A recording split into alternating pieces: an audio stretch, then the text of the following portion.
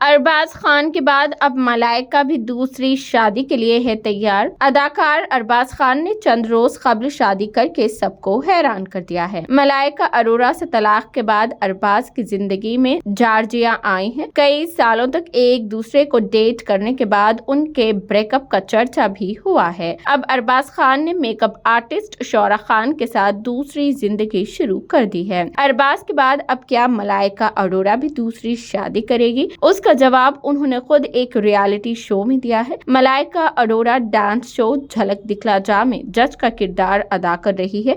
इसमें फरहा खान मलाइका से पूछती है, क्या मलाइका 2024 में सिंगल पेरेंट से डबल पेरेंट बनने वाली है? उस पर मलाइका का कहना है कि कोई पूछे तो शादी जरूर करूंगी। तो फराह कहती है कोई नहीं, बहुत से है।